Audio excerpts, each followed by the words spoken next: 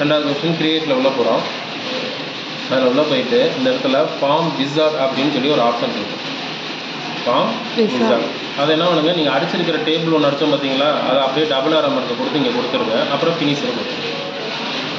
ரொம்ப ரொம்ப ஈஸியான டபுள் ஆரம் மார்க். இப்போ அங்கே வரிசையாக அடிச்சிட்டு இருந்தான். இப்போ நான் என்ன பண்ண ஒவ்வொரு ஃபார்மாக அடிக்க போகிறேன். அவ்வளோதான். ஒரு எக்ஸாம்பிளுக்கு அது மாதிரி அடிப்போம். இங்கே கீழே நியூன்னு இருக்கா, நியூவை கிளிக் பண்ணுங்கள். பேர் அடிங்க, ஏதாவது ஒரு பேர். என்ன பேர் அடிக்கலாம்? கௌதம். சரிங்களா? அவனுடைய மார்க் என்ன? Tamil mark, English mark, maths mark. சரிங்களா? அடுத்து நீங்கள் அடுத்த டேட்டா அடிச்சிங்கன்னா அந்த டேட்டா சேவ் ஆகும். எதில் போய் சேவ் ஆகும்? டேபிளில் போய் சேவ் ஆகும். ஏன்னா டேபிள் ஓப்பன் பண்ணி பாருங்கள், கௌதம் வச்சா. சரி, இப்படி அடிக்கிறதுக்கு மேலே என்ன பண்ண போகிறீங்க, அதை ஒரு ஃபார்ம் டிசைனில் அடித்து உள்ளே நீங்கள் ஏற்றிக்கிற போகிறீங்க. அவ்வளோதாங்க இதில் இருக்கிற ஃபார்ம் டிசைன். அப்போ ஃபார்ம்னா இதில் போகணும், கிரியேட்டில் உள்ள போகணும், ஃபார்ம் விசார்டை கிளிக் பண்ணணும், டபுள் ஆரம் மார்க் மட்டும் கொடுத்துட்டு ஃபினிஷிங் கொடுத்தீங்கன்னா உங்களுக்கு ஃபார்ம் வந்துடும்.